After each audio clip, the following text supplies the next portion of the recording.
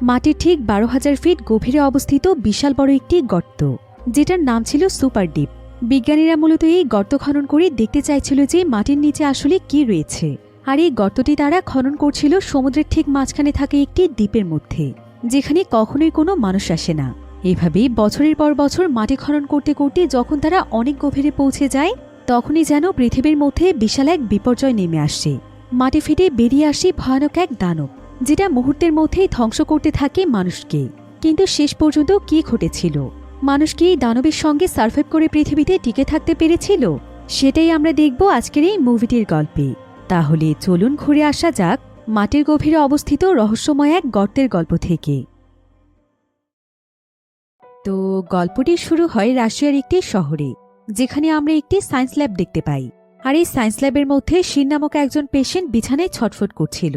তার শরীরের অবস্থা এতটাই খারাপ হয়ে গিয়েছিল যেন মনে হচ্ছিল সে এক্ষুনি মারা যাবে। এখানে আবার তার অ্যাসিস্ট্যান্ট অ্যানা তাকে ট্রিটমেন্ট দেওয়ার চেষ্টা করছিল। অ্যানা এখানে শিনের শরীরে একটি ভ্যাকসিন প্রয়োগ করে দেয়, যেটা মূলত শিন নিজেই তৈরি করেছিল। তবে এই ভ্যাকসিনের উপর খুব একটা রিসার্চ হয়নি, শুধুমাত্র পশু পাখির উপর ভ্যাকসিনটিকে রিসার্চ করা হয়েছিল। কিন্তু মানুষের উপর এটা কেমন প্রতিক্রিয়া করবে সেই ব্যাপারে কোনো রিসার্চ হওয়ার আগেই গভর্নমেন্ট এই ভ্যাকসিনটিকে ব্যবহারের অনুমতি দিয়ে দেয়। তাই অ্যানা এখানে কোনো কিছু চিন্তা না করে শিনের শরীরে ভ্যাকসিনটি লাগিয়ে দেয়। তবে কিছুক্ষণ পরেই দেখা যায় শিন সেখানে ছটফট করতে করতে মারা যায়। আর অ্যানার কাছে মনে হচ্ছিল তার এই ভ্যাকসিনের জন্যই শিন মারা গিয়েছে। তাই সে ভেতরে ভেতরে অনেক বেশি গিল্টি ফিল করছিল, যেহেতু সে জানত যে এই ভ্যাকসিনটির মানুষের উপর কোনো রিসার্চ হয়নি।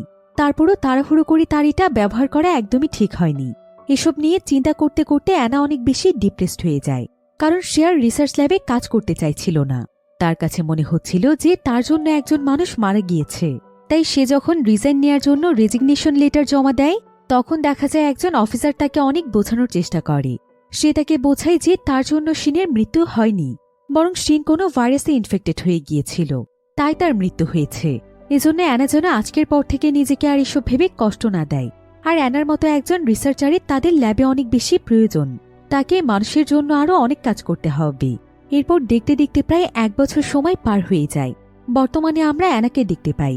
অ্যানা এখন তাদের রিসার্চ ল্যাবের হেড ছিল। আর সবচাইতে ভালো ব্যাপার হচ্ছে, ডক্টর শিন তার সঙ্গে মিলে যেই ভ্যাকসিনটি তৈরি করেছিল, সে সেই ভ্যাকসিনটির সম্পূর্ণ রিসার্চ কমপ্লিট করেছে, যেটা অনেক দুর্দান্ত একটি সাফল্য ছিল।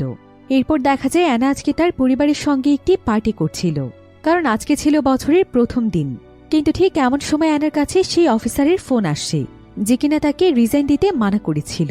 তো সে অফিসার এখানে অ্যানাকে বলে যে তাদের এখন অ্যানাকে অনেক বেশি প্রয়োজন।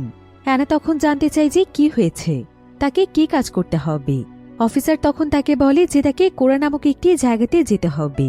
আর কোরা ছিল এমন একটি জায়গা যেখানে বহু বছর ধরে বিজ্ঞানীরা রিসার্চ করছিল। আর কোরা ছিল মাটির অনেক গভীরতম একটি জায়গা, যেটা অনেকগুলো বছর ধরে খনন করা হয়েছিল। আর এখন পর্যন্ত সেখানে রিসার্চ চলছে। তবে অফিসার এখানে অ্যানাকে জানায় যে যখন তারা মাটির নিচে খনন করছিল, তখন হঠাৎ করে মাটির একদম নিচ থেকে বিকট একটি আওয়াজ শুনতে পাওয়া যায়। আর এই বিষয়টি চেক করার জন্য 20 জন সায়েন্টিস্টকে সেখানে পাঠানো হয়েছিল। কিন্তু এখন পর্যন্ত তারা কেউ আর ফিরে আসেনি। আর তাদের কোনো সিগন্যাল বা খোঁজও পাওয়া যাচ্ছে না। এখন কোনো রিসার্চার ছাড়া তারা কোনোভাবেই তাদেরকে উদ্ধার করে যেতে পারছে না, কারণ সেই জায়গাতে এক ধরনের ভাইরাস ছড়িয়ে গিয়েছে। আর এই ভাইরাসে অনেক মানুষ ইনফেক্টেড হয়ে অনেক বেশি অসুস্থ হয়ে পড়েছে। তাই অ্যানা যদি সেখানে তাদের সঙ্গে যায়, তাহলে অ্যানা প্রথমে সেই ভাইরাসটির উপর রিসার্চ করে দেখতে পারবে এবং সে কোনো না কোনো ভ্যাকসিন তৈরি করে ফেলতে পারবে। এটা হয়তো সেই 20 জন সায়েন্টিস্টকে খোঁজাটাও তাদের জন্য সহজ হয়ে যাবে। কিন্তু অ্যানার কাছে এই কাজটি অনেক ঝুঁকিপূর্ণ মনে হয়, তাই অ্যানা এই কাজটি করতে মানা করে দেয়। কিন্তু অফিসার তাকে অনেক বেশি রিকোয়েস্ট করছিল। এমনকি এক পর্যায়ে সে অ্যানাকে অনেক বড় একটি অফার দেয়। সে তাকে জানায় যে অ্যানা যদি এবারের রিসার্চটি কমপ্লিট করতে পারে, তাহলে এই বিশাল বড় রিসার্চের ক্রেডিট তো সে পাবেই, যেটার মাধ্যমে পুরো বিশ্বে সে ফেমাস হয়ে যাবে। পাশাপাশি তাদের রিসার্চ ল্যাবের ভাইস চেয়ারম্যানের যেই পদটি রয়েছে, সেটা সে অ্যানাকে দিয়ে দেবে, যেটা অ্যানার অনেক দিনের স্বপ্ন ছিল। এখন এমন একটি অফার পেয়ে অ্যানা আর মানা করতে পারে না।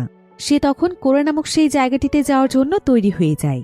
এরপর আমরা অ্যানাকে একটি হেলিকপ্টারের মধ্যে দেখতে পাই, যে কিনা অনেক বড় একটি রিসার্চ টিমের সঙ্গে সেই কোরা নামক জায়গাটিতে যাচ্ছিল।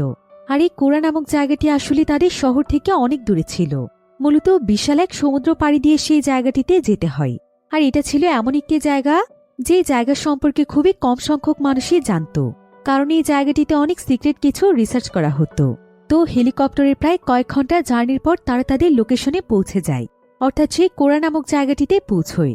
দেখা যায় এখানে অনেক বড় একটি রিসার্চ ল্যাব রয়েছে, আর এই জায়গাটিতে অ্যানা আজকে প্রথমবার এসেছে। এরপর তাদের হেলিকপ্টারটি থামার পর সেখানে দেখা যায় হঠাৎ করে একজন সায়েন্টিস্ট তাদের হেলিকপ্টারের দিকে এগিয়ে আসছিল, আর তার আচার আচরণ অনেক অদ্ভুত ছিল। আর পেছন থেকে অনেকগুলো সোলজার তাকে ধাওয়া করছিল এবং থামতে বলছিল, তবে সেই সায়েন্টিস্ট তাদের কোনো কথাই শুনছিল না। তাই হেলিকপ্টারের ভেতরে সোলজাররাও তাকে শুট করার জন্য রেডি হয়ে যায়। এমনকি একটা পর্যায়ে তাকে শুটও করে দেয়া হয়। তবে সেই সায়েন্টিস্ট এখানে গুলি খাওয়ার পরও অদ্ভুতভাবে আবারও উঠে দাঁড়ায়, যেন মনে হচ্ছিল তার কোনো কিছুতেই কিছুই হচ্ছিল না। এদিকে তার হাতের মধ্যে একটি গ্রেনেড ছিল। সে এখানে ইচ্ছে করে সেই গ্রেনেডটি বিস্ফোরণ করিয়ে দেয় এবং সে নিজেকে মেরে ফেলে। যদিও এতে অ্যানাদের হেলিকপ্টারের কিছুটা ক্ষতি হয়েছিল, তবে অ্যানা এবং বাকি সবাই একদম সুরক্ষিত ছিল। কিন্তু তারা সবাই এটা ভেবেই একদম অবাক হয়ে যাচ্ছিল যে সেই সায়েন্টিস্টকে গুলি করার পরও সে কিভাবে আবারও উঠে দাঁড়ালো এবং সে কেনই বা গ্রেনেড দিয়ে নিজেকে শেষ করে দিল। এরপর অ্যানা দ্রুত তার টিম নিয়ে হেলিকপ্টার থেকে বেরিয়ে আসছে, আর সে জানতে পারে যে সেই সায়েন্টিস্ট আসলে একটি ভাইরাসে ইনফেক্টেড ছিল। অ্যানা তখন সেই সায়েন্টিস্টের বডির কাছে আসছে, যেটা কিনা এখন পুরোপুরিভাবে টুকরো টুকরো হয়ে গিয়েছিল। তো অ্যানা এখানে সেই সায়েন্টিস্টের ডেড বডি থেকে কিছু স্যাম্পল সংগ্রহ করে। কিন্তু সবচাইতে অবাক করার বিষয় হচ্ছে, অ্যানা যখনই স্যাম্পল সংগ্রহ করছিল সেই স্যাম্পল সঙ্গে সঙ্গে বাতাসের সঙ্গে মিলিয়ে যাচ্ছিল। অর্থাৎ এই সায়েন্টিস্টের বডি স্যাম্পল সংগ্রহ করা কোনোভাবেই সম্ভব হচ্ছিল না। এখানে আবার মেজর সেরোগি নামক একজন সোলজার ছিল, আর সে শুরু থেকে অ্যানার দিকে একটু বেশি অ্যাটেনশন দিচ্ছিল। দেখে মনে হচ্ছিল যে অ্যানাকে হয়তো সেরোগির পছন্দ হয়েছে। এদিকে একজন সোলজার এখানে অ্যানাদের অফিসারকে জানায় যে কিছুক্ষণ আগে যে সায়েন্টিস্ট নিজেকে ব্লাস্ট করে মেরে ফেলেছে সে আসলে এখানকার অনেক বড় একজন রিসার্চার ছিল, আর সে সেই কোরা নামক জায়গাটির একদম নিচের স্থানে গিয়েছিল, যেখানে মূলত 20 জন সায়েন্টিস্ট হারিয়ে গিয়েছে। আর হঠাৎ করেই আজকে সে সেই জায়গা থেকে বেরিয়ে এসেছে এবং আসার পর থেকে সে খুবই অদ্ভুত আচরণ করছিল। তবে আসলে তার কি হয়েছিল এটা জানা যায়নি। এবার এখানে রিসার্চ ল্যাবের অনেক বড় একটি বাস দেখা যায়। সেখানে এখানকার বেশ কিছু কর্মচারীরা ছিল যারা কিনা হঠাৎ করে অনেক অসুস্থ হয়ে পড়েছিল, তাই এখন তাদেরকে তাদের বাড়িতে পাঠানো হচ্ছে। তবে তাদের চলে যাওয়ার আগে অ্যানা তাদের কাছে আসে, আর সে এক এক করে সবার ব্লাড স্যাম্পল নিতে থাকে, যেটার উপর রিসার্চ করে সে এখানকার ভাইরাস সম্পর্কে তথ্য বের করবে। তবে সেখানে জিমিন নামক একজন কর্মচারী ছিল। অ্যানা যখন এখানে জিমিনকে সেখানকার ভাইরাস সম্পর্কে জিজ্ঞাসা করছিল তখন জিমিন তাকে খুবই অদ্ভুত কিছু কথা বলে। সে তাকে বলে সেখানে কোনো ভাইরাস নেই, বরং সেই মাটির নিচে যেটা রয়েছে সেটা হচ্ছে নরক। তাই সবার একদম সাবধান হয়ে যাওয়া উচিত এবং অ্যানার উচিত তার পুরো টিম নিয়ে এখান থেকে চলে যাওয়া। তবে অ্যানা এখানে তার কথায় খুব একটা পাত্তা দেয় না। এরপর অ্যানা মোরজো নামক একজন টিম মেম্বারের সঙ্গে একজন ব্যক্তির সাথে দেখা করতে চলে যায়, কারণ রিসার্চ শুরু হওয়ার আগে সে বেশ কিছু গুরুত্বপূর্ণ বিষয় নিয়ে ডিসকাস করতে চাইছিল। তো তারা এখানে পিটার নামক একজন ব্যক্তির কাছে চলে আসছে। আর পিটার মূলত এখানে যে রিসার্চটি হচ্ছে সে হলো সেই রিসার্চের ইনচার্জ, অর্থাৎ সে এখানকার সমস্ত কিছুর দেখাশোনার দায়িত্বে রয়েছে। এরপর পিটার তাদেরকে একটি গাড়িতে করে তাদেরকে রিসার্চের সেই জায়গাটিতে নিয়ে যাচ্ছিল। তবে গাড়ির মধ্যে অ্যানা এবং তার টিমের সাথে গ্রিগর নামক একজন ব্যক্তির দেখা হয়। আর এই গ্রিগর মূলত ছিল এখানকার মেইন সায়েন্টিস্ট, অর্থাৎ এখানে সবকিছু কিভাবে পরিচালনা হবে, কোন রিসার্চ কখন হবে এবং কে কোন বিষয়ের উপর কাজ করবে সেই সবকিছুর দেখাশোনার দায়িত্ব ছিল তার। তবে গ্রিগর অনেক চুপচাপ স্বভাবের মানুষ ছিল, সে খুবই কম কথা বলতো। আর এখানে সে অ্যানাদের সঙ্গে রিসার্চের ব্যাপারে আলোচনা করছিল। তবে তার কথার গম্ভীরতা শুনে মনে হচ্ছিল যেন সে কিছু লুকোতে চাইছে। অ্যানা তখন জানতে চায় যে এখানে কি বড় কোনো সমস্যা আছে। তবে গ্রিগর তখন তাকে বলে, ভয় পাওয়ার মতো তেমন কিছুই নেই, আমি শুধু তোমাদেরকে একটি মাত্র পরামর্শ দিতে পারি, সেটা হলো তোমরা সেখানে গিয়ে একদমই সময় নষ্ট করবে না, আর যত তাড়াতাড়ি সম্ভব স্যাম্পল নিয়ে সেখান থেকে ফিরে আসবে। যদি সেখানে সেই 20 জন সায়েন্টিস্টের কেউ জীবিত থাকে তাহলে তাদেরকে যত তাড়াতাড়ি সম্ভব উদ্ধার করে নিয়ে আসবে। সেখানে থেকে সময় নষ্ট করার কোনো প্রয়োজন নেই। এবার কিছুক্ষণের মধ্যেই দেখা যায় তারা সেখানকার মেইন দরজার কাছে পৌঁছে যায়, যেটার মাধ্যমে করে প্রবেশ করা যাবে। এখানে আসার পর অ্যানা জানতে পারে যে এখানে বিশাল বড় একটি এলিভেটর রয়েছে, আর সেই এলিভেটরে করে সেই সায়েন্টিস্টরা নাকি 12,000 মিটার নিচে চলে গিয়েছিল। তবে এখন তারা আপাতত 6,000 মিটার পর্যন্ত যাবে, আর 12,000 মিটার অর্থাৎ সবচাইতে গভীরে যেতে হবে অ্যানা এবং তার টিমকে। এরপর গ্রিগর অ্যানা এবং তার টিমকে নিয়ে এলিভেটরে উঠে পড়ে। এখানে গ্রিগরের আচার আচরণ সবার কাছে কিছুটা অদ্ভুত লাগছিল। আর এখানে জানা যায় গ্রিগর আগে থেকেই চালাকি করে এলিভেটরের পাসওয়ার্ড চেঞ্জ করে দিয়েছিল। এমনকি সে এখনও পাসওয়ার্ডটিকে সকলের কাছ থেকে হাইড করতে চাইছিল। তবে পিটার যখন এখানে পাসওয়ার্ড দেয় তখন তার পাসওয়ার্ডটি ভুল দেখায়, তাই গ্রেগর তখন তাকে দ্রুত সরিয়ে নিজেই পাসওয়ার্ডটি দিয়ে দেয়। তবে সে এমনভাবে পাসওয়ার্ড দেয় যাতে করে কেউ দেখতে না পায়। তবে গ্রেগর এখানে সবাইকে জানায় যে এলিভেটরে 3 বার যদি ভুল পাসওয়ার্ড দেয়া হয় তাহলে এটা উপর থেকে সোজা নিচে আছড়ে পড়বে। মূলত এ কারণেই সে দ্রুত পাসওয়ার্ডটি দিয়েছে। তবে গ্রেগর এখানে কেন এমন করছিল সেটা আমরা সামনে জানতে পারব। এবার এলিভেটরটি সেখানে চলতে শুরু করলে দেখা যায় সবাই বেশ ভয় পেয়ে যায়, কারণ এলিভেটরটি অনেক দ্রুত গতিতে চলছিল। আর কিছুক্ষণ পরে অ্যানা রিয়েলাইজ করতে পারে যে আস্তে আস্তে এলিভেটরের ভেতরটি প্রচণ্ড ঠান্ডা হয়ে গিয়েছে, কারণ তার এখানে অনেক বেশি ঠান্ডা লাগতে শুরু করেছিল। অ্যানা তখন পিটারকে জিজ্ঞাসা করে যে তার কি এখানে ঠান্ডা লাগছে। পিটার তখন তাকে জানায় এখানে ঠান্ডা লাগাটা একদম স্বাভাবিক, কারণ এই পুরো জায়গাটি বরফের নিচে অবস্থিত। আমরা মূলত আমাদের খননের কাজ মাটিতে নয়, বরং বরফের উপর থেকেই শুরু করেছি, কারণ বরফ খনন করা অনেক বেশি সহজ আর খুব অল্প সময়ের মধ্যে অনেক গভীর পর্যন্ত খনন করা যায়। এজন্য এখন এলিভেটরটি যতটা নিচে যাচ্ছে ততটাই বাতাস এবং বরফের সংস্পর্শে এসে এটা ঠান্ডা হয়ে যাচ্ছে। এবার কিছুক্ষণের মধ্যেই দেখা যায় যে এয়ার প্রেশারের কারণে এলিভেটরে সমস্যা দেখা দিয়েছিল। গ্রেগর তখন সবাইকে ভয় পেতে নিষেধ করে আর সে উঠে গিয়ে সেখানকার ছোট ছোট জানালাগুলো খুলে দেয়, যাতে করে এলিভেটরের প্রেশার কিছুটা কমে যায়। আর এতে করে এয়ার প্রেশার কমে তো যায় ঠিকই, কিন্তু দেখা যায় এলিভেটরের ভেতরে এত বেশি ঠান্ডা বাতাস ঢুকতে শুরু করে যে পুরো এলিভেটরের অবস্থা একদম খারাপ হয়ে যায়। এমনকি এটা ফ্রিজের মতো জমে যেতে শুরু করে। সেই সাথে এলিভেটরটি এত দ্রুত নিচের দিকে যেতে থাকে যে সকলের অবস্থা একদম খারাপ হয়ে যায়। আর সবচাইতে অবাক করা বিষয় হচ্ছে এখানকার গর্তটি এতটাই গভীর ছিল যে এলিভেটরের মাধ্যমে 6000 মিটার নিচে যেতে প্রায় 1 ঘন্টারও বেশি সময়ের প্রয়োজন ছিল। তো এখানে এলিভেটরটি যখন অনেক বেশি ঠান্ডা হয়ে যায় তখন দেখা যায় প্রচণ্ড ঠান্ডায় সবাই এখানে অজ্ঞান হয়ে যায়। তবে গ্রেগর এখানে একটি স্পেশাল মাস্ক লাগিয়ে ফেলেছিল যাতে করে সে এখানে অজ্ঞান হয়ে না যায়। আর এতে করে বোঝাই যাচ্ছিল যে গ্রেগর আসলে ইচ্ছে করেই তাদের সবাইকে অজ্ঞান করে দিয়েছে। এরপর দেখা যায় তাদের এলিভেটরটি যখন তাদের গন্তব্যস্থলে পৌঁছে যায় তখন গ্রেগর এখানে এক মুহূর্তও দেরি না করে এলিভেটরের চাবিটি চুরি করে নিয়ে নেয় আর সে চাবিটি নিয়ে সেখান থেকে পালিয়ে যায়। এবার কিছুক্ষণ পর যখন সবার জ্ঞান ফিরে আসে সবাই তখন এখানে গ্রেগরকেই খুঁজছিল, কিন্তু গ্রেগর এখানকার কোথাও ছিল না। আর কিছুক্ষণের মধ্যেই সবাই বুঝতে পারে যে গ্রেগর এলিভেটরের চাবিটি নিয়ে পালিয়েছে। কিন্তু অ্যানা এবং তার টিমকে তো মিশন কমপ্লিটের জন্য প্রায় 12,000 মিটার নিচে যেতে হবে। তবে গ্রেগর চাবিটি নিয়ে পালিয়ে যাওয়ার কারণে তাদের পক্ষে এখন এলিভেটরটিকে অন করা সম্ভব ছিল না, অর্থাৎ চাবি না পাওয়া পর্যন্ত তারা এই এলিভেটরটিকে ব্যবহার করতে পারবে না। তাই তারা নিচে যাওয়ার জন্য অন্য কোনো উপায় খুঁজছিল। এমন সময় এখানকার ইনচার্জ পিটার তাদের সবাইকে জানায় দুশ্চিন্তা করার কোনো প্রয়োজন নেই, এখানে আরও একটি ব্যাকআপ এলিভেটর রয়েছে, তারা সেটার মাধ্যমে নিচে যেতে পারবে। তবে তার আগে তারা সেই জায়গাটিকে খুঁড়ে খুঁড়ে যখন সেখানকার ক্যান্টিনে যায় তখন তারা সেখানে কিরা নামক একজন ডক্টরকে দেখতে পায়, আর তার সঙ্গে তার অ্যাসিস্ট্যান্ট নিকোলাসও ছিল। সবাই এখানে তাদের কাছে জানতে চায় যে তারা দুজনে এই জায়গাতে কি করছে। কিরা তখন জানায় যে তাদের কাছে অর্ডার এসেছে এখানে অপেক্ষা করার জন্য, তাই তারা এই জায়গা থেকে বের হয়নি। তারা মূলত রিসার্চের কাজে এসে এখানে আটকা পড়ে গিয়েছে, কারণ এখানে যেহেতু অনেক ভয়ানক একটি ভাইরাস ছড়িয়ে গিয়েছে তাই তারা চাইলে কোনো পরীক্ষা নিরীক্ষা ছাড়া এখান থেকে বেরিয়ে যেতে পারে না। অ্যানা তখন কিরা এবং নিকোলাসের শরীর থেকে ব্লাড স্যাম্পল নিয়ে নেয় যাতে করে সে সেগুলোর উপর রিসার্চ করে নিশ্চিত হতে পারে যে কিরা এবং নিকোলাস কোনো ভাইরাসে ইনফেক্টেড হয়েছে কিনা। অ্যানা তখন স্যাম্পলগুলোর উপর রিসার্চ করে দেখতে পায় যে তাদের শরীরে কোনো রকমের ভাইরাস বা ডিজিজ নেই, অর্থাৎ তারা একদম সুরক্ষিত আছে। কিন্তু তাকে বলা হয়েছিল যে এখানকার সবাই নাকি ভাইরাসে ইনফেক্টেড। তাই এখানে অ্যানার কাছে মনে হচ্ছিল যে সবকিছু হয়তো গ্রেগরের প্ল্যান। গ্রেগরি হয়তো ভাইরাসের মিথ্যে নিউজটি ছড়িয়েছে আর নিশ্চয়ই এর পেছনে তার কোনো স্বার্থ রয়েছে। কিন্তু যে 20 জন সায়েন্টিস্ট গায়েব হয়ে গিয়েছে তাদের সঙ্গে তাহলে কি হয়েছে? অ্যানা মনে মনে ভাবছিল যে ভাইরাসের অজুহাত দেখিয়ে তাদেরকে আবার সেখানে আটকে রাখা হয়নি তো। অ্যানা এখানে তাদের অফিসার মোর্জোকে এই বিষয়টি বলে যে তার কাছে মনে হচ্ছে সবকিছু গ্রুগারের কোনো পরিকল্পনা, তা না হলে গ্রুগার কেন এলিভেটরে চাবি নিয়ে পালিয়েছে আর তারা মাটির এতটা গভীরে চলে এসেছে। তারপরও কিরা এবং নিকোলাসের শরীরে সে কোনো ভাইরাস পায়নি। যদি সত্যি এখানে ভাইরাস থাকতো তাহলে কিছুটা ব্যাকটেরিয়া হলেও তো তাদের শরীরে পাওয়া যেত। মৌর্য তখন তাকে বলে যে তাকে যেই কাজটি দেওয়া হয়েছে অ্যানা যেন সেটা করে, আর বাকি সবকিছু সে দেখছে, সে তাকে সবকিছু জানাবে। এরপর ঠিক এমন সময় অ্যানা সেখানে গ্রিগরের আওয়াজ শুনতে পায়, আর সে যখন একটু সামনের দিকে এগিয়ে যায় তখন দেখা যায় যে গ্রিগর সত্যি সত্যি তার সামনে দাঁড়িয়ে আছে। গ্রিগর তখন অ্যানাকে বলে, আমি তোমাদের সবাইকে ভালোর জন্য বলছি, এখনো সময় আছে, তুমি তোমার টিম নিয়ে এখান থেকে পালিয়ে যাও। তোমরা যাদেরকে উদ্ধার করতে এসেছো তাদের কথা ভুলে যাও।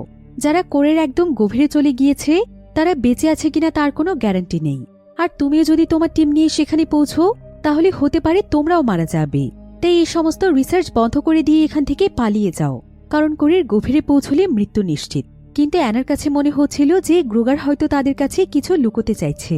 তাই সে গ্রোগারের কাছে জানতে চায় যে এখানকার আসল রহস্যটা আসলে কি। তবে গ্রোগার তাকে শুধুমাত্র এখান থেকে চলে যেতে বলছিল। অ্যানার এতে গ্রোগারের উপর অনেক সন্দেহ হচ্ছিল। সে তখন চিৎকার করে সবাইকে ডেকে গ্রোগারকে ধরতে বলে, আর সঙ্গে সঙ্গে একজন সোলজার এখানে গ্রোগারের উপর গুলি করতে শুরু করে। কিন্তু গ্রোগার এখানে কোনো মতে তার এলিভেটরের বাটন প্রেস করে নিচে চলে যায়। মৌর্য তখন তাদের সবাইকে বলে যে গ্রোগারকে নিয়ে তাদের আর চিন্তা করার প্রয়োজন নেই, তার কথায় কান দিয়ে লাভ নেই, তাদেরকে এখানে তাদের মিশন কমপ্লিট করতে হবে। আর গ্রোগার অলরেডি গুলি খেয়েছে, হতে পারে লিফটের মধ্যে সে মারা যাবে। কিন্তু আমাদেরকে দ্রুত আমাদের কাজ কমপ্লিট করে এখান থেকে বেরিয়ে যেতে হবে। এরপর মৌর্য পুরো টিমকে করে নিচে যাওয়ার জন্য প্রস্তুত হতে বলে। এরপর সমস্ত টিম মেম্বাররা সেখানে একটি স্পেশাল স্যুট পরে নেয়, কারণ তারা এখন যত বেশি গভীরে যাবে মাটির নিচে তাপমাত্রা তত বেশি বৃদ্ধি পাবে। আর সর্বোচ্চ তাপমাত্রা হবে প্রায় 200 ডিগ্রি সেলসিয়াসেরও বেশি। তাই বিশেষ করে সেখানে যাওয়ার জন্য এই স্পেশাল স্যুটগুলো বানানো হয়েছে।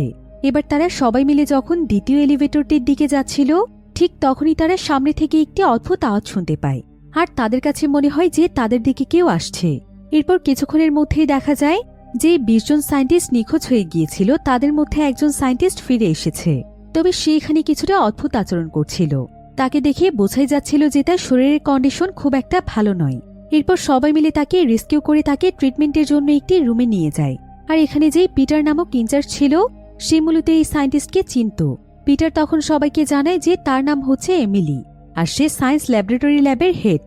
তবে এখানে এভাবে এমিলিকে দেখে সবাই খুবই অবাক হয়ে গিয়েছিল, কারণ সে যখন উপরে উঠে এসেছিল তখন তার শরীরে কোনো প্রোটেক্টিভ স্যুট ছিল না। কিন্তু এমিলি যেখানে গিয়েছিল সেখানকার তাপমাত্রা প্রায় 200 ডিগ্রি সেলসিয়াসেরও বেশি। সেখান থেকে প্রোটেক্টিভ স্যুট ছাড়া কোনো সাধারণ মানুষের বেঁচে ফেরাটা সম্ভব নয়। কিন্তু এমিলির শরীরে কোনো দাগ পর্যন্ত ছিল না। এরপর অ্যানা এখানে এমিলির পুরো শরীর চেক করতে শুরু করে এবং সে এটা দেখতে চায় যে তার শরীরে কোনো ভাইরাস আছে কিনা। এবার অ্যানা এমিলিকে চেক করে দেখতে পায় তার বডি টেম্পারেচার স্বাভাবিকের চাইতে অনেক বেশি, এমনকি তার মানসিক অবস্থাও খুব একটা ভালো ছিল না।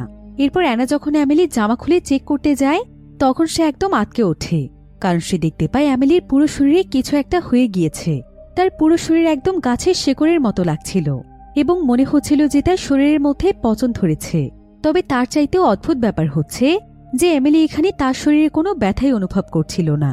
অ্যানা তখন এখানে দেরি না করে তার পিঠ থেকে একটি স্যাম্পল সংগ্রহ করে, আর সেটার উপর রিসার্চ করে সে দেখতে পায় যে এমিলির শরীরে এক ধরনের প্যারাসাইট জাতীয় কিছু বাসা বেঁধেছে। তবে এটা ছিল এমন এক ধরনের প্যারাসাইট যেটা এর আগে কখনো কোথাও দেখা যায়নি। এমনকি বিজ্ঞানীরা আজ পর্যন্ত এমন প্যারাসাইটের কোনো সন্ধান পায়নি। অর্থাৎ এটা ছিল পৃথিবীতে একদম নতুন কোনো প্রাণের অস্তিত্ব। আর অবাক করার বিষয় হচ্ছে যে এই প্যারাসাইট যেই জায়গাতে আক্রমণ করছিল শরীরের সেই জায়গাতেই তারা তাদের বংশ বিস্তার করছিল। অর্থাৎ প্রত্যেকটি মুহূর্তে শরীরের প্রত্যেকটি কোষে এই প্যারাসাইট ছড়িয়ে পড়ছিল। আর এই প্যারাসাইটটিকে দেখে অ্যানা নিজেও অনেক অবাক হয়ে যায় এবং সে ইনচার্জ পিটারকে জানায় যে এটা এমন একটি প্যারাসাইট যেটা এর আগে কখনো পৃথিবীর কোথাও দেখা যায়নি। এবার কিছুক্ষণ পর দেখা যায় ডক্টর কিরা এমিলিকে চেক করতে আসছে, কিন্তু সে যখনই এমিলির সামনে এসে দাঁড়ায় ঠিক তখনই সে দেখতে পায় এমিলির শরীরে কিছু একটা পরিবর্তন ঘটছে। দেখা যায় মুহূর্তের মধ্যে এমিলির হাত পা নিজে থেকেই ভেঙে যাচ্ছে আর তার পুরো শরীর অদ্ভুত আকৃতি ধারণ করছে। এমিলি নিজেও এতে অনেক ভয় পেয়ে যায়, এমনকি ডক্টর কিরাও বুঝতে পারছিল না যে এখানে কি হচ্ছে। অন্যদিকে নিকোলাস নিচে যাওয়ার জন্য তাদের এলিভেটরটিকে ঠিক করছিল। সে এখানে এলিভেটরটিকে চেক করার জন্য এটাকে রেস্টার্ট করে দেয়, যেটা কিনা সোজা নিচ থেকে উপরে গিয়ে তাদের কাছে আবারও ফিরে আসবে। আর এটা কমপ্লিট হতে প্রায় 1 ঘন্টার সময়ের প্রয়োজন। এদিকে এমন সময় দেখা যায় মৌর্যর কাছে একজন সোলজার আসে, আর সে এখানে মৌর্যকে জানায় যে তাদের কাছে মনে হচ্ছে নিচে কোনো কিছু মুভ করছে, তাই তাদের যত দ্রুত সম্ভব এখানে ব্যাকআপ টিম নিয়ে আসা উচিত। হতে পারে মাটির নিচে বিশাল কোনো দানব রয়েছে, কারণ কিছুক্ষণ আগেই পুরো জায়গাটি কেঁপে উঠেছিল। তাই সেটার মোকাবেলা করতে তাদের আরো অনেক মানুষের প্রয়োজন। এদিকে ঠিক এমন সময় সেখানকার একটি স্পিকারের মধ্যে একটি আওয়াজ শুনতে পাওয়া যায়। সবাই তখন সেদিকে মনোযোগ দিলে দেখা যায় যে সে স্পিকারের মধ্যে গ্রোগার কথা বলছে। সে এখানে সবাইকে বলে, আমি জানি যে তোমরা কেউ আমার কোনো কথা শুনবে না, আর তোমরা সেকেন্ড এলিভেটরটিকেও রেস্টার্ট করে দিয়েছ। এর মানে হচ্ছে তোমরা আমার কোনো কথাই শুনবে না। তবে আমি তোমাদেরকে শেষবারের মতো ওয়ার্নিং দিচ্ছি, খবরদার ভুল করো সেই করে ডিপ হোলের মধ্যে যেও না, আর যদি সেখানে যাও তাহলে আর কখনোই তোমরা ফিরে আসতে পারবে না, সেখানেই তোমাদের সবার মৃত্যু হবে।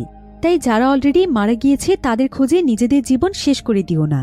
তবে গ্রোগার যেহেতু এখন সবাইকে সেখানে যেতে মানা করছে, তাহলে প্রশ্ন আসতে পারে সে প্রথমে কেন তাদেরকে মানা করেনি। আসলে তখন তাদেরকে মানা করার মতো পরিস্থিতি ছিল না, আর তখন মানা করলেও টিমের কেউ তার কোনো কথাই শুনত না। তাই সে চাইছিল লিফটের চাবি চুরি করার মাধ্যমে এলিভেটরটিকে বন্ধ করে দিতে, যাতে করে অ্যানা এবং তার টিম এলিভেটর ব্যবহার করে সেই জায়গাতে পৌঁছতে না পারে। এদিকে দেখা যায় সেই জায়গাটির এয়ার প্রেশার অনেক বেশি বেড়ে যাচ্ছিল। তাই কিছুক্ষণ আগে তাদের যে কম্পন অনুভব হয়েছিল, তারা মনে করছিল যে এই কম্পনটি প্রেশারের কারণেই হয়েছে। তবে তারপরও নিকোলাস এখানে তাদের সবাইকে বলে তাদের সত্যি সত্যি এখন একটি ব্যাকআপ টিমের প্রয়োজন, কারণ সময়ের সঙ্গে সঙ্গে এখানকার প্রেশার যেভাবে বেড়ে যাচ্ছে, এতে করে এই জায়গাটি যে কোনো সময় ব্লাস্ট হয়ে যেতে পারে। তাই ব্যাকআপ টিমের মাধ্যমে যত দ্রুত সম্ভব সবাইকে উদ্ধার করে তাদেরকে ফিরে যেতে হবে। কিন্তু অফিসার মৌর্য এখানে সবাইকে বলে যে তাদের হয়তো এখন এখান থেকে ফিরে যাওয়াটাই উচিত, কারণ যেভাবে এখানকার প্রেশার বাড়ছে এভাবে করে তাদের জীবনে ঝুঁকি রয়েছে। তাই তাদের উচিত ফিরে গিয়ে প্রেশার কমার অপেক্ষা করা। অন্যদিকে আমরা অ্যানাকে দেখতে পাই। অ্যানা ডক্টর কিরার সঙ্গে কথা বলার জন্য সেখানকার সিক্রেট ল্যাবে চলে যায়, যেখানে মূলত অ্যামিলিকে রাখা হয়েছিল। তবে ল্যাবে আসার পর সে যেন একদম আটকে ওঠে, কারণ ল্যাবের চারিপাশে তাকিয়ে সে দেখতে পায় যে পুরো ল্যাবের অবস্থা খুবই খারাপ হয়ে গিয়েছে। সম্পূর্ণ ল্যাবের মধ্যে সেই ভয়ানক প্যারাসাইট ছড়িয়ে পড়েছে। এমন সময় অ্যানা নিচে তাকিয়ে দেখতে পায় যে অ্যামিলি নিচে পড়ে আছে, আর তার পুরো শরীর সেই প্যারাসাইট গ্রাস করে নিয়েছে। এমনকি তার শরীর থেকে অনেক ভয়ানকভাবে প্যারাসাইটটি সম্পূর্ণ ল্যাবের মধ্যে ছড়িয়ে পড়েছে। আর অ্যানার সাথে এখানে সেরোগিও ছিল। সেরোগি এখানে অ্যানাকে বলে যে যদি এই প্যারাসাইট এভাবে ছড়িয়ে পড়তে থাকে তাহলে তো আস্তে আস্তে এটাই সম্পূর্ণ জায়গাটিকেই গ্রাস করে ফেলবে। এমন সময় অ্যানা অ্যামিলির কাছে এসে দেখতে পায় যে সে জীবিত আছে। তাই সে এবং সেরোগি তখন তার শরীর থেকে স্যাম্পল সংগ্রহ করছিল। কিন্তু হঠাৎ করেই দেখা যায় এমিলির শরীরের মধ্যে অদ্ভুত এক ধরনের বাবল তৈরি হচ্ছে। এরপর কিছুক্ষণের মধ্যেই সেই বাবলগুলো ব্লাস্ট হয়ে যেতে শুরু করে, আর সেটার ফলে তার শরীরের ভেতর থেকে অদ্ভুত এক ধরনের ধোঁয়া বের হতে শুরু করে। আর এই ধোঁয়াটি মুহূর্তের মধ্যেই চারিদিকে ছড়িয়ে পড়ছিল। এই ধোঁয়াটি এতটাই বিষাক্ত ছিল যে অ্যানা এবং সেরোগি এখানে ঠিকমতো নিঃশ্বাস নিতে পারছিল না। তাই তারা দুজন নিজেদেরকে বাঁচানোর আপ্রাণ চেষ্টা করছিল। এদিকে অ্যামিলির শরীরে এবার বিশাল বড় একটি বাবল তৈরি হয়ে যায়, আর সেই বাবলটি বিস্ফোরিত হয়ে গেলে সেখানে ধোঁয়ার পরিমাণ আরও অনেক বেশি বেড়ে যায়। এদিকে অ্যানা সেখানে কোনো মতে একটি মাস্ক খুঁজে পায়। সে তখন সেই মাস্কটি পরে সেখান থেকে বের হওয়ার চেষ্টা করছিল। তবে এমন সময় সে সেখানে ডক্টর কিরাকে দেখতে পায়। কিন্তু এখানে দেখা যায় ডক্টর কিরার অবস্থা অনেক খারাপ হয়ে গিয়েছে। সেও আস্তে আস্তে অ্যামিলির মতো হয়ে যাচ্ছে। এটা দেখে অ্যানা প্রচণ্ড ভয় পেয়ে যায়, আর সে দ্রুত সেই জায়গা থেকে বেরোনোর চেষ্টা করে। অন্যদিকে সেরোগির কাছে যেহেতু কোনো মাস্ক ছিল না, তাই সেই বিষাক্ত ধোঁয়ার কারণে তার অবস্থাও অনেক খারাপ হয়ে যায়। তবে সৌভাগ্যবশত সে সেখান থেকে বের হওয়ার দরজা পেয়ে যায়, আর সে দ্রুত বেরিয়ে আসছে। তবে এখানে দেখা যায় অ্যানা তার আগেই বেরিয়ে আসতে সক্ষম হয়েছিল, আর সে এখানে তার জন্য একটি ফায়ার এক্সটিংগুইশার নিয়ে অপেক্ষা করছিল, কারণ সে লক্ষ্য করেছিল ফায়ার এক্সটিংগুইশারের মাধ্যমে এই ধোঁয়াকে দমন করা সম্ভব। অ্যানা তখন দ্রুত সেরোগিকে সেই গ্যাস থেকে স্যানিটাইজ করে দেয়। তবে আস্তে আস্তে তার শরীরের কন্ডিশন অনেক বেশি খারাপ হয়ে যাচ্ছিল। তাই অ্যানা তাকে বেসিকভাবে কিছু ট্রিটমেন্ট দেয়। কিন্তু এখানে সেরোগিকে দেখেই বোঝা যাচ্ছিল যে সে হয়তো অলরেডি এই ভাইরাসে ইনফেক্টেড হয়ে গিয়েছে, আর এটা অ্যানাও এখানে বুঝতে পারে। তবে সেরোগির জন্য তার এখানে অনেক খারাপ লাগছিল। কিন্তু সেরোগি এখানে অ্যানাকে বলে অ্যানা যেন যত দ্রুত সম্ভব তার টিম নিয়ে এখান থেকে চলে যায়, তা না হলে বাকিরাও আস্তে আস্তে ভাইরাসে ইনফেক্টেড হয়ে যাবে। অন্যদিকে ইনচার্জ পিটার এখানে তাদের অফিসার মর্জকে জানায় যে তাদের প্রত্যেকের শরীরে পরীক্ষা করে দেখতে হবে যে কারো শরীরে এই ভাইরাসের কোনো জীবাণু আছে কিনা, কারণ যদি কারো শরীরে এই ভাইরাস থেকে থাকে তাহলে তাকে সঙ্গে করে উপরে নিয়ে যাওয়া যাবে না, কারণ এতে করে এই ভাইরাস মহামারী আকার ধারণ করতে পারে, আর আস্তে আস্তে পুরো পৃথিবীতে এটা ছড়িয়ে পড়তে পারে। এজন্য যদি তাদের মধ্যে কেউ ভাইরাসে ইনফেক্টেড হয়ে যায় তাহলে তাদেরকে এখানেই কোয়ারেন্টাইনে রেখে তাদের ট্রিটমেন্ট করতে হবে। এবার কিছুক্ষণ পর অ্যানা এখানে অফিসার মর্জর সঙ্গে পার্সোনালভাবে কথা বলে। তাদের সঙ্গে ল্যাবের মধ্যে যা কিছু ঘটেছিল অ্যানা তাকে সবকিছু খুলে বলে। মর্জ তখন তার কাছে জানতে চায় যে এই ভাইরাসের ব্যাপারে সে কি আর কোনো কিছু বুঝতে পেরেছে। অ্যানা তখন তাকে জানায় যে সে অ্যামিলির শরীরের ব্যাপারে অনেক কিছুই বুঝতে পেরেছে। প্রথমে সে নিজেও অ্যামিলিকে জীবিত দেখে অনেক অবাক হয়ে গিয়েছিল, কারণ অ্যামিলি 200 ডিগ্রি সেলসিয়াস তাপমাত্রা সার্ভাইভ করে ফিরে এসেছে। তবে এখন সে বুঝতে পারছে যে এটা সম্ভব হয়েছে সেই প্যারাসাইটের কারণে। আসলে এই প্যারাসাইটগুলো যত বেশি তাপমাত্রা পায় তারা তত বেশি জীবিত থাকতে পারে, কিন্তু তাপমাত্রা কমে গেলে আস্তে আস্তে এই প্যারাসাইট অনেক উত্তেজিত হয়ে পড়ে আর তখন সেটা অনেক দ্রুত গতিতে নিজের বৃদ্ধি করতে থাকে। তাই অ্যামেলিকে যখন স্বাভাবিক তাপমাত্রায় রাখা হয়েছিল সেটাই প্যারাসাইটের জন্য অনেক ঠান্ডা একটি তাপমাত্রা ছিল। তাই এটা উত্তেজিত হয়ে দ্রুত গতিতে চারিদিকে ছড়িয়ে পড়ছিল। এমনকি যখনই প্যারাসাইটের মৃত্যুর সময় চলে আসে তখন অতিরিক্ত ঠান্ডার প্রেসারে এটা শরীরে এক ধরনের বাবল তৈরি হয়ে যায়। আর সেই বাবলের মধ্যে জমা হয়ে থাকে বিষাক্ত এক ধরনের গ্যাস, যে গ্যাস এতটাই বিষাক্ত যে সেখানে নিঃশ্বাস নেওয়াটাও সম্ভব নয়। এমনকি এই ধোঁয়ার কারণে মানুষের ভাইরাসে ইনফেক্টেডও হয়ে যেতে পারে, ঠিক যেমনটা সেরোগের সঙ্গে হয়েছে। মৌর্য তখন অ্যানাকে বলে, তার মানে এই প্যারাসাইটের উইক পয়েন্ট হচ্ছে ঠান্ডা, অর্থাৎ ঠান্ডায় এই প্যারাসাইট বেশিক্ষণ বাঁচতে পারে না। এরপর সে অ্যানাকে এই বিষয়ের উপর ফোকাস করে তার রিসার্চ চালিয়ে যেতে বলে। এমনকি সে অ্যানাকে এমন একটি উপায় বের করতে বলে যেটার মাধ্যমে এই প্যারাসাইটকে নিয়ন্ত্রণ করা সম্ভব। তবে এরপর মৌর্যর কথা শুনে অ্যানা একদম অবাক হয়ে যায়, কারণ মৌর্য তাকে বলে যে তাদের সঙ্গে করে সেরোগিকে উপরে নিয়ে যেতে হবে। যেহেতু সেরোগির শরীরের মধ্যে সেই প্যারাসাইটের ভাইরাসটি রয়েছে, তাই অ্যানাকে সেরোগির স্যাম্পল নিয়ে রিসার্চ করে এমন কিছু তৈরি করতে হবে যেটার মাধ্যমে তারা প্যারাসাইটটিকে পুরোপুরি নিজেদের নিয়ন্ত্রণে নিয়ে আসতে পারবে। এর কারণ হচ্ছে তারা এই প্যারাসাইটটিকে মূলত একটি অস্ত্র হিসেবে ব্যবহার করতে চায়। একবার যদি তারা এই প্যারাসাইটের নিয়ন্ত্রণ শিখে যায় তাহলে এর ধোঁয়ার মাধ্যমে তারা অস্ত্র তৈরি করে শত্রুপক্ষকে দমন করতে পারবে এবং তাদের দেশ সবচাইতে শক্তিশালী দেশ হয়ে উঠবে। এসব কথা শুনে অ্যানা একদম অবাক হয়ে যায়, আর সে এখানে বুঝতে পারে যে এই জায়গাটিতে ডিপ হোল করার অনেক বড় একটি উদ্দেশ্য ছিল। আসলে তারা ইচ্ছে করেই মাটির নিচ থেকে এমন কিছু বের করতে চাইছিল যেটার মাধ্যমে তারা নতুন কোনো অস্ত্র তৈরি করতে পারবে এবং তারা সবচাইতে বেশি ক্ষমতাশালী হয়ে উঠতে পারবে। তাই গভর্নমেন্টের পক্ষ থেকেই গোপনে এখানে রিসার্চ ল্যাব তৈরি করা হয়েছিল। আর এই ব্যাপারটি নিয়ে রিসার্চ করতে গিয়ে 20 জন সায়েন্টিস্ট নিখোঁজ হয়ে গিয়েছে। তাই অ্যানার কাছে এই বিষয়টি খুবই খারাপ লাগছিল। তবে মৌর্য এখানে অ্যানাকে বলে, গভর্নমেন্ট আমাদেরকে যেভাবেই বলবে সেভাবে আমাদের কাজ কমপ্লিট করতে হবে। আর আমাদের হাতে এখন খুব বেশি সময় নেই, মাত্র 5 ঘন্টার মতো সময় আছে, কারণ 5 ঘন্টা পর এই পুরো জায়গাটিকে সিল করে দেওয়া হবে। তাছাড়া এখানকার এয়ার প্রেশারও অনেক বেশি বেড়ে যাচ্ছে। তাই আমাদের সেরোগিকে নিয়ে দ্রুত এই জায়গা থেকে ফিরতে হবে। আর সেরোগির মাধ্যমে আমরা যদি সেই স্পেশাল অস্ত্র তৈরি করে ফেলতে পারি তাহলে এখানে এতগুলো মানুষের মৃত্যু বিফলে যাবে না। এবার অন্যদিকে দেখা যায় সমস্ত সোলজাররা স্যুট পরে সেখানকার টানেল চেক করার জন্য রেডি হয়ে যায়, কারণ টানেলের ভেতর থেকে তারা অদ্ভুত কিছু শব্দ পাচ্ছিল। কিন্তু ঠিক তখনই সেরোগির সঙ্গে একজন সোলজার যোগাযোগ করে, আর সে এখানে তাদেরকে এই টানেলের দরজা খুলতে মানা করে। কিন্তু কেউই এখানে সোলজারের কথায় খুব একটা মনোযোগ দেয় না, বরং তারা প্রস্তুত হয়ে সেই টানেলের দরজাটি খুলে দেয় এবং আস্তে আস্তে ভেতরে যেতে শুরু করে। এদিকে দেখতে দেখতেই সেরোগির শরীরের কন্ডিশন অনেক বেশি খারাপ হয়ে যাচ্ছিল। তার চেহারা আস্তে আস্তে পুরোপুরি বদলে যাচ্ছিল। এবার সমস্ত সোলজাররা সেই টানেলে যাওয়ার কিছুক্ষণের মধ্যেই দেখা যায় তারা সবাই দ্রুত সেই টানেল থেকে বেরিয়ে আসে। আর এখানে এসে একজন সোলজার অজ্ঞান হয়ে যায়, আর অন্য একজন সোলজার বলে যে এই টানেলের এক্সিট ডোরের কাছে কিছু একটা রয়েছে, যেটার জন্য সে এক্সিট ডোর দিয়ে বের হওয়া কোনোভাবেই সম্ভব নয়। তাই সবাই এখন কিভাবে এখান থেকে বের হবে এটা নিয়ে অনেক দুশ্চিন্তায় পড়ে যায়। এদিকে এমন সময় দেখা যায় টানেলের ভেতর থেকে কেউ একজন আসছে। আসলে কিছুক্ষণ আগে সেরোগিকে যেই সোলজার টানেলে প্রবেশ করতে মানা করছিল এটা ছিল সেই সোলজার। তবে এখানে এই সোলজারের একটি হাত ছিল না, আর অদ্ভুতভাবে সে এখানে সবার সামনে এসে নিজের গলা কেটে নিজেকেই মেরে ফেলে।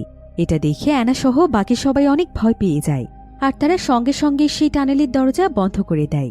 কিন্তু কিছুক্ষণ পরেই দেখা যায় টানেলের দরজার মধ্যে প্রচুর পরিমাণে শব্দ হতে শুরু করে, যেন মনে হচ্ছিল কেউ দরজা ভেঙে ফেলতে চাইছে। আর দরজাটি অনেক মজবুত হওয়ার পরেও দরজাটি একদম কাঁপছিল।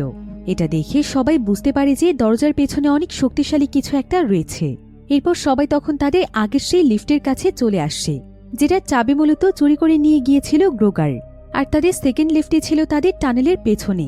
তাই সেকেন্ড লিফটে পৌঁছতে হলে তাদেরকে টানেলটি পার হতে হতো, কিন্তু এটা তো এখন কোনোভাবেই সম্ভব নয়। তাই তারা সবাই সেই প্রথম লিফটের কাছেই চলে আসে।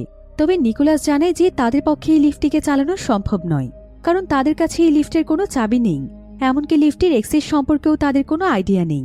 তবে নিকোলাস জানায় যে সে লিফটটিকে পরিচালনা করে উপরে নিয়ে যেতে পারবে না ঠিকই, কিন্তু সে এখানে লিফটটিকে ব্রেকফেল করে নিচে নিয়ে যেতে পারবে, কারণ সে জানত যে লিফটের মধ্যে 3 বার ভুল পাসওয়ার্ড দিলে লিফটটি নিচে পড়ে যায়। তারা সবাই এই সমস্ত ব্যাপারেই ডিসকাস করছিল। তখনই দেখা যায় যে সেই প্যারাসাইট তাদের একদম কাছে চলে আসছে। তাই সেরোগি তাদের সবাইকে সেখান থেকে সুরক্ষিত জায়গাতে চলে যেতে বলে। কিন্তু এখানে 2 জন সোলজার সেরোগির কাছেই থেকে যায়, কারণ তারা সেরোগিকে একা ছাড়তে চাইছিল না। আর যখন সেই প্যারাসাইটটি একদম তাদের কাছে চলে আসে তখন অ্যানার কাছেও আর কোনো উপায় ছিল না। অ্যানা তখন নিকোলাস এবং বাকিদেরকে নিয়ে সেই প্রথম লিফটেই উঠে পড়ে, আর তারা সত্যি সত্যি লিফটটিকে ব্রেকফেল করে নিচের দিকে যেতে থাকে। কিন্তু তাদের কারোই কোনো আইডিয়া ছিল না যে নিচে আসলে কি রয়েছে। তবে সেখানে যাওয়া ছাড়া তো তাদের কাছে আর কোনো উপায় ছিল না। এবার কিছুক্ষণের মধ্যেই তারা ডিপ হোলের একদম নিচে এসে পৌঁছয়। আর এখানে আসার পর অফিসার মৌর্য তাদেরকে বলে, আমি তো মনে করেছিলাম এই জায়গাটির তাপমাত্রা অনেক বেশি হবে, কিন্তু এখানে তো দেখা যাচ্ছে চারিদিকে বরফ জমে আছে। আশেপাশে জায়গার অবস্থা এতটাই খারাপ ছিল যে পুরো জায়গাটি একদম বরফে জমে ফ্রিজের মতো হয়ে গিয়েছিল। এরপর তারা সবাই সেই পুরো জায়গাটি দেখতে থাকে, কিন্তু আশেপাশের কোথাও কোনো মানুষ অথবা কোনো ডেড বডি ছিল না। এমনকি যে 20 জন সায়েন্টিস্ট হারিয়ে গিয়েছে তাদেরও কোনো চিহ্ন ছিল না। কিন্তু সেখানে একটি রেকর্ডার ছিল। পিটার তখন রেকর্ডারটি চালু করে।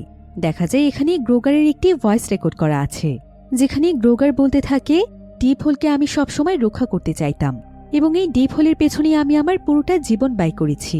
কিন্তু এখন আমি নিজের চোখে এই ডিপ হোলের ধ্বংস দেখতে চাই, কারণ এই ডিপ হোলের নিচে যেটা রয়েছে সেটা নরক ছাড়া আর কিছুই নয়।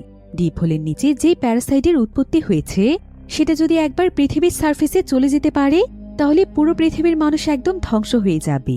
যদিও এতগুলো বছর ধরে ঠান্ডার কারণে প্যারাসাইটটি পৃথিবীর সার্ফেসে পৌঁছতে পারেনি, কিন্তু এই প্যারাসাইট এখন বুঝে গিয়েছে যে সে মানুষের শরীরের মাধ্যমে পৃথিবীর সার্ফেসে পৌঁছতে পারবে এবং সমস্ত জায়গাতে সে নিজেদের বংশবৃদ্ধি করতে পারবে। তাই সে এখন মানুষের শরীরকে ভাইরাসের মাধ্যমে নিয়ন্ত্রণ করার চেষ্টা করছে। আর আমি একবার নিজের চোখে সেই প্যারাসাইটকে দেখেছিলাম। এই প্যারাসাইট কোনো সাধারণ প্যারাসাইট নয়, বরং এটা একটা দানব যেটা পুরো পৃথিবীকে গ্রাস করে ফেলবে। এবার কিছুক্ষণ পর সোলজাররা যখন এই জায়গাটির আরেকটু ভেতরে যায় তখন তারা সেই সায়েন্টিস্টগুলোর ডেড বডি দেখতে পায়, যেগুলো সেখানকার উপরের দেয়ালের মধ্যে লেগেছিল। আর প্রত্যেকটি ডেড বডিকে সেই প্যারাসাইট গ্রাস করে নিয়েছিল। তাই সবাই এখানে অনেক বেশি ভয় পেয়ে যায়। আর এখন তাদের কাছে ফেরার মতো শুধুমাত্র একটিই রাস্তা ছিল, সেটা হলো গ্রোগারকে খুঁজে বের করে তার কাছ থেকে প্রথম লিফটের চাবিটি নেয়া। আর অ্যানা তখন এই কাজটি করার জন্য প্রস্তুত হয়ে যায়। তবে এমন সময় মর্য অ্যানাকে থামায়, আর সে তাকে জানায় যে সে নিজে গ্রোগারকে খুঁজে বের করবে। সে যেই ভুল করেছে সেই ভুলের প্রায়শ্চিত্ত এখন সে করতে চায়। অর্থাৎ এখন গ্রোগারও চাইছিল এই প্যারাসাইট যাতে পৃথিবীতে না পৌঁছয়, কারণ সেও বুঝতে পেরেছিল এতে পুরো পৃথিবী ধ্বংস হয়ে যাবে। তো মৌর্য এখানে অ্যানাকে তার হাতের ঘড়িটি খুলে দিয়ে দেয়। আর সে অ্যানাকে বলে, আমি যদি বেঁচে ফিরতে না পারি তাহলে তুমি যখন এই জায়গা থেকে বের হতে পারবে তখন তুমি সোজা জেনারেলকে গিয়ে এখানকার সবকিছু বলে দেবে। এটাই হবে তোমার প্রথম কাজ। এরপর দেখা যায় মৌর্য এখানে গ্রোগারকে খুঁজতে নয়, বরং সে সোজা সেই ডিপ হোলের নিচে চলে যায়, যেখানে মূলত সেই প্যারাসাইটটি রয়েছে। আর সেখানকার তাপমাত্রা প্রায় 200 ডিগ্রি সেলসিয়াস ছিল। আসলে মৌর্য নিজে সেই প্যারাসাইটকে শেষ করে দিতে চাইছিল। তবে অ্যানা এখানে অনেক বেশি দুশ্চিন্তায় পড়ে যায়। এরপর দেখা যায় প্রায় কয়েক ঘন্টার সময় পার হয়ে যায়, তবে মৌর্য আর সেই জায়গা থেকে ফিরে আসে না। তাই অ্যানা তখন নিজেই একটি সেফটি স্যুট পরে সেই জায়গাতে চলে যায়। আর সেখানে যাওয়ার কিছুক্ষণ পরেই দেখা যায় যে তার পুরো শরীর একদম ঝলসে যেতে শুরু করে, কারণ সেখানকার তাপমাত্রা অনেক বেশি ছিল। কিন্তু তারপর অ্যানা সাহস করে সামনের দিকে এগিয়ে যায়। আর কিছু দূর যাওয়ার পর সে সেখানে মৌর্যকে পড়ে থাকতে দেখে। এরপর অ্যানা মৌর্য চেহারার দিকে তাকিয়ে দেখতে পায় যে মৌর্য মূলত এই ভাইরাসে ইনফেক্টেড হয়ে গিয়েছে। তবে অদ্ভুত ব্যাপার হচ্ছে তার হাতে লিফটের চাবি ছিল, যেটা গ্রোগারের কাছে থাকার কথা। তবে ঠিক এমন সময় অ্যানা সেখানে গ্রোগারের লাশ দেখতে পায়। অর্থাৎ গ্রোগার নিজেই এই জায়গাতে এসে নিজেকে শেষ করে দিয়েছিল এবং সেই প্যারাসাইট গ্রোগারকেও গ্রাস করে নিয়েছিল। আর মৌর্য গ্রোগারের কাছ থেকে এই চাবিটি পেয়েছে। এদিকে সেখানকার তাপমাত্রা এতটাই বেড়ে গিয়েছিল যে অ্যানার মাস্ক পরে থাকতেও অনেক বেশি সমস্যা হচ্ছিল। তাই সে কোনোমতে মাস্কটি খুলে ফেলে। এতে করে দেখা যায় তার চেহারা একদম জ্বলে যেতে শুরু করে। তারপর অ্যানা সাহস করে সামনের দিকে এগিয়ে যায়। আর এখানে সেই ভয়ানক প্যারাসাইটটিকে দেখা যায়, যেটা কিনা বিশাল আকৃতির ছিল। আর এই পুরো জায়গাটি সে দখল করে রেখেছিল। অ্যানা তখন দ্রুত লিফটের চাবি নিয়ে সেই জায়গা থেকে বেরিয়ে আসে। এরপর দেখা যায় ইনচার্জ পিটার তার কাছে এসে লিফটের চাবিটি চায়। তবে নিকোলাস তার কাছে চাবি দিতে রাজি না হলে সে তাকে গুলি করে দেয়। আসলে নিকোলাস এখানে পিটারের কথাবার্তা শুনে বুঝতে পেরেছিল যে পিটার নিজে এখন এই প্যারাসাইটকে কন্ট্রোল করতে চাইছে, যাতে করে পৃথিবীর সামনে সে নিজেকে অনেক বড় সায়েন্টিস্ট হিসেবে প্রমাণ করতে পারে। তাই সে মূলত তাকে চাবিটি দিতে চাইছিল না। পিটার তখন এখানে তার বন্দুকের মাধ্যমে অ্যানা এবং নিকোলাসকে ব্ল্যাকমেল করে। আর সে তাদের দুজনকে লিফটে ঢুকিয়ে তাদেরকে লিফটটি অন করতে বলে। এরপর লিফটের মাধ্যমে তারা কয়েক মিটার উপরে চলে যায়। আরেকটি নির্দিষ্ট জায়গাতে যাওয়ার পর পিটার এখানে অ্যানা এবং নিকোলাসকে সামনের দিকে এগিয়ে যেতে বলে। তবে নিকোলাসের পায়ে গুলি লাগায় সে উঠে দাঁড়াতে পারছিল না। তাই অ্যানাই তখন সাহস করে সামনের দিকে এগিয়ে যায়। এরপর অ্যানা দ্রুত সেই ফ্লোরের লিফটের কাছে পৌঁছে যায়। আর সৌভাগ্যবশত সে সেখানে একটি বন্দুক খুঁজে পায়। কিন্তু এমন সময় তার পেছনে তার দিকেই বন্দুক তাক করেছিল পিটার। সে এখানে অ্যানাকে তার হাতের বন্দুকটি ফেলে দিতে বলছিল। কিন্তু ঠিক তখনই তার পেছন থেকে সেই প্যারাসাইটটি চলে আসে, আর প্যারাসাইটটি মুহূর্তের মধ্যে পিটারের পুরো শরীরকে গ্রাস করে তাকে মেরে ফেলে। এটা দেখে অ্যানা ভয় পেয়ে গিয়ে দৌড়ে একটি ফ্রিজারের মধ্যে গিয়ে লুকিয়ে পড়ে।